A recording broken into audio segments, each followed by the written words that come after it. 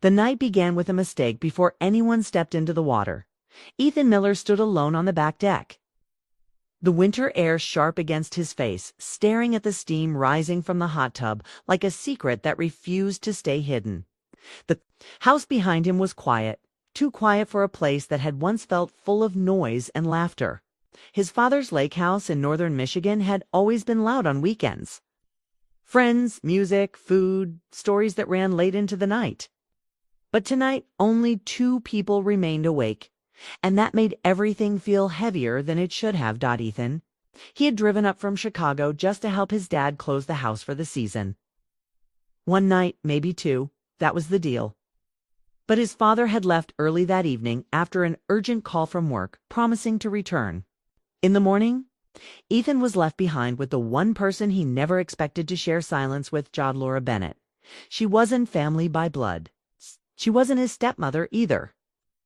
She was his father's closest friend, a woman who had been around for years, long before Ethan finished college, long before his parents divorced. She had helped his dad through the hardest parts of life, and in many ways felt woven into the fabric of the family. Safe, familiar, untouchable at least, she was supposed to be. The hot tub had been Laura's idea. A casual suggestion said, with a shrug and a tired smile. Might as well use it one last time before winter, she had said. It's nothing more. Nothing dangerous now. Ethan wondered why his chest felt tight, thinking about it. He heard the sliding door open behind him. You didn't change your mind, did you? Laura asked. Her voice was calm, warm, the same voice that had once helped him through his parents' breakup with quiet talks and steady advice. He turned to see her standing there in a thick robe, hair loosely tied back, her face free of makeup. She looked real. It's real. No, Ethan said quickly.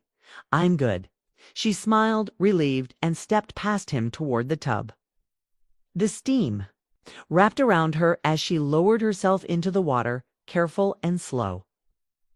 Ethan looked away, ashamed of the way his thoughts tried to wander. He told himself this was nothing, just 2 adults killing time. Just a conversation. Still, when he slipped into the hot tub across from her, the silence felt louder than any party had ever been. The water was hot. Almost too hot, and Ethan let out a breath he didn't realize he had been holding. Laura leaned her head back against the edge, eyes closed. Long day, she said. Yeah, he replied. Long year.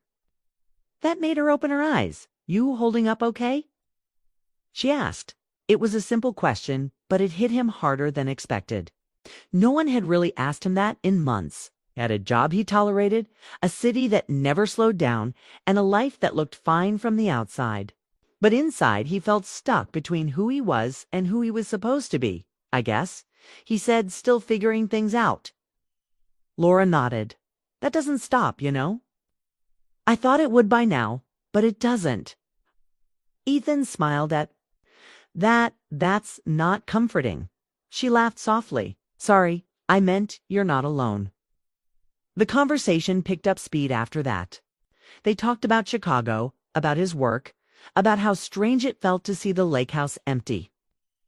Laura told him she might move soon, maybe closer to the city, maybe somewhere warmer. Ethan realized he didn't like the idea as much as he should. At some point, without noticing how it happened, they drifted closer, not touching. Just closer. Laura looked at him in a way that made his stomach twist. Not with desire, not yet, but with attention. Real attention. The kind people give when they're fully present. You've changed, she said. Good or bad? Different, she replied. More serious. Life will do that. She studied him for a moment. You don't have to carry everything alone, Ethan. There it was again. That feeling. Like she could see straight through him. He wanted to say something light, something to break the mood, but the words stuck. Instead, he found himself saying, sometimes I feel like I'm living someone else's plan. Laura's expression softened. That's a hard place to be. I don't even know what I want anymore. The steam between them made the world feel small, closed off. The house. The lake. The rest of their lives felt far away. Laura shifted, turning her body toward him. "Wanting answers doesn't make you weak," she said. "It makes you honest." Their eyes met, and for a second, neither of them looked away. That was the moment. Ethan should have pulled back. He knew it. He felt it deep in his chest like a warning bell. But instead, he stayed still. "I don't talk like this with anyone," he admitted. Laura hesitated just for a moment. Then she said, "Neither do I." The honesty in her voice changed everything. She told him about the loneliness that followed her everywhere, even when she was surrounded by people, about choosing stability over passion over and over again, about how easy it was to disappear into helping others and forget herself. Ethan listened, really listened. He wasn't trying to impress her. He wasn't trying to fix anything. He was just there, and somehow that felt more intimate than anything he had experienced before. The air grew cooler as the night went on. But neither of them noticed. The water kept them warm. "It's too warm." Laura laughed at something Ethan said, then stopped suddenly, her smile fading. "We should probably head inside soon," she said. "Yeah," he replied. But he didn't move. Neither did she. The silence returned. Heavier this time, filled with things neither of them said. Ethan became painfully aware of how close they were now. Close enough to hear her breathing change. "This is a bad idea," Laura said quietly. Ethan swallowed. "Then why does it feel so honest?" She looked away, toward the dark lake. "Because honesty doesn't always care about rules." The words hung between them. Ethan's heart raced. He wasn't thinking about consequences, wasn't thinking about his father. He was thinking about the way this moment felt, raw and unplanned. Like something that had been waiting to happen without either of them knowing. Laura stood suddenly, water spilling over the edge of the tub. "I need to go inside," she said. He stood too faster than he should have. "Laura." She stopped, her back to him.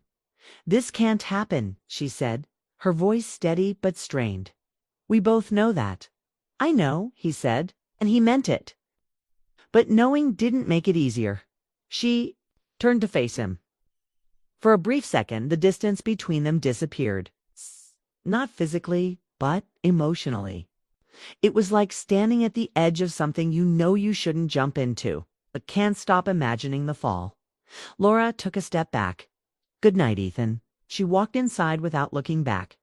Ethan stayed there long after the door closed, the hot tub water cooling around him, his thoughts loud and unsteady. The night had changed something inside him. He felt it clearly now. Whatever this was, it wasn't over. And the hardest part was knowing that morning was coming. Morning came too fast, and with it, the weight of everything that hadn't been said. Ethan woke to the sound of a car pulling into the driveway, his heart jumping before his mind fully caught up. His father was back. Bubble of the night before burst, replaced by reality. Ethan lay still, staring at the ceiling, replaying Laura's words, her hesitation. The way she had walked away without looking back.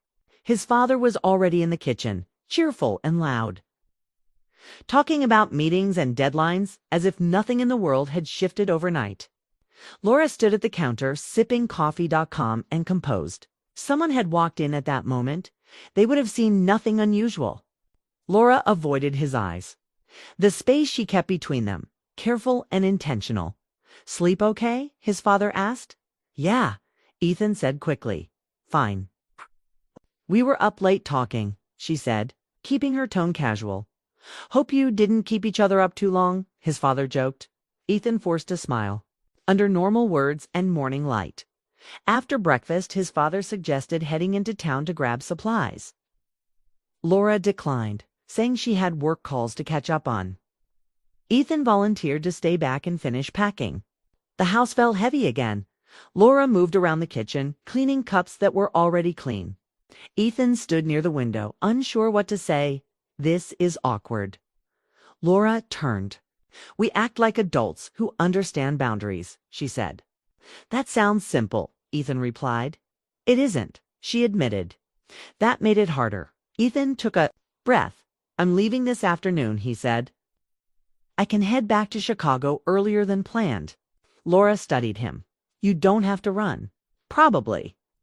They spent the rest of the morning apart, each finding reasons to stay busy. Ethan packed boxes, cleaned rooms, kept his hands moving so his thoughts wouldn't spiral. Winter, weather, and traffic. Ethan felt like he was watching himself from a distance, playing a role he suddenly didn't recognize. By early afternoon, his car was packed. Ethan stood by the trunk waiting for Laura. Part of him hoped she wouldn't. Part of him needed her too. She did. Laura stepped onto the porch. "Drive safe," she said. "I will." They stood there, neither moving. "I meant what I said," Laura added quietly. "About honesty." "That wasn't nothing." Ethan nodded. "I know. But it can't be more," she said. "Not like." "This, I know," he repeated. She gave him a small smile, sad but kind. "Take care of yourself, Ethan." He got into his car before either of them could say more. The drive back felt endless.